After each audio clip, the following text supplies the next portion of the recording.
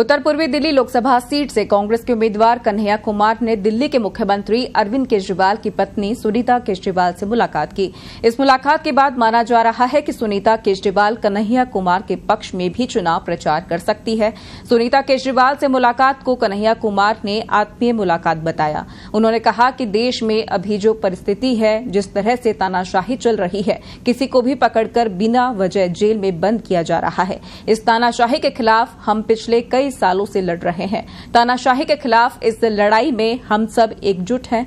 ये लड़ाई हम सब लोग मिलकर लड़ेंगे। ये बात सुनीता केजरीवाल को बताने के लिए ये मुलाकात की गई।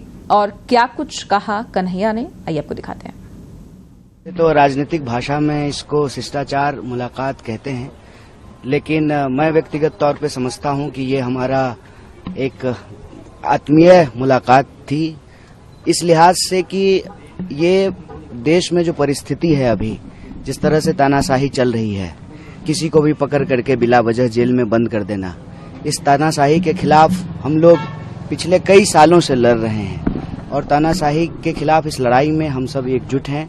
तो उनसे हम ये बात कहने के लिए, उनको बताने के लिए कि इस लड़ाई को हम लोग सब मिल करके लड़ेंगे, एकजुट होकर के लड़ेंगे और देश में संविधान और लोकतंत्र को जिस तरह से समाप्त किया जा रहा है, इसको हम लोग बचाएंगे, संविधान को भी, देश को भी, और इस तानाशाही को खत्म करेंगे। 4 सीट पे हम चुनाव नहीं लड़ रहे हैं, हम 543 सीट पे चुनाव लड़ रहे हैं। हम इंडिया अलायंस के सब लोग जो है घटक दल हैं और ये अलायंस पूरी तरह से एकजुट है। दिल्ली की भी 7 सीट पे चुनाव लड़ रहे हैं। तो जो भी हम लोग रणनीति बना रहे हैं वो किसी एक प्रत्याशी के लिए या एक पार्टी के लिए नहीं बना रहे हैं, वो दिल्ली के लिए बना रहे हैं, दिल्ली के लोगों के लिए बना रहे हैं, क्योंकि ये दिल्ली के लोगों के आत्मसम्मान का सवाल है। किसी को, एक व्यक्ति को सांसद बनाने का सवाल नहीं है, किसी एक व्यक्ति को प्रधानमंत्री बनाने का सवाल नहीं है, एक पार्टी की सरकार बनाने का सवाल नहीं है।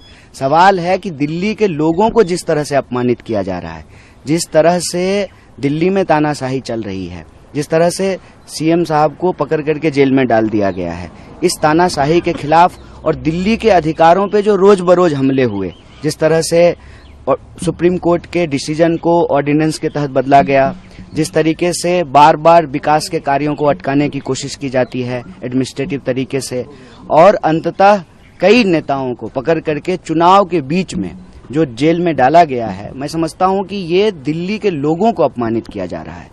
तो दिल्ली में जो लोकसभा का चुनाव हो रहा है, ये दिल्ली के आम लोगों के आत्मसम्मान की लड़ाई है और दिल्ली के ऊपर जो तानाशाही थोपी जा रही है, देश के ऊपर जो तानाशाही थोपी जा रही है, उस तानाशाही के खिलाफ दिल्ली के लोग एकजुट रहें, एक साथ रहें और हम सभी सीटों पर, 7 सीटों पर मिलकर के लड़ रहे हैं और मिलकर रणनीति। अव्वल तो जो है वो पत्र मुझे नहीं मिला है, अव्वल वो पत्र तो मुझे नहीं मिला है, ना मैंने वो पत्र पढ़ा है। और आपको मालूम है कि देश भर में बीजेपी जो कर रही है वो ज्यादा खतरनाक है। रादर देन कांग्रेस के किसी पार्टी के नेता ने इस्तीफा दे दिया, उससे ज्यादा खतरनाक चीजें देश में हो रही है। हमने देखा कि सूरत में क्या हुआ, हमने देखा कि इंदौर में क्या हुआ, हमने देखा कि खजुराहो में क्या हुआ। मैं तो दिल्ली के लोगों को भी कह रहा हूं कि आप सौभाग्यशाली हैं, आपके पास मौका है कि आप वोट दे पा रहे हैं, आपके प्रत्याशी टिके हुए हैं, तो आप वोट दीजिए, क्योंकि आपको जो ये वोट देने का अधिकार मिला है, ये आपके पास रहेगा कि नहीं रहेगा, पूरे देश की सूरत जो है वो सूरत जैसी बन जाएगी, इस पर विचार करना चाहिए और इस पर चर्चा करना चाहिए। चुनाव के दौरान पार्टी के भीतर प्रत्याशी को लेकर के या किसी नेता का इस्तीफा होना, ये कोई नई बात नहीं है।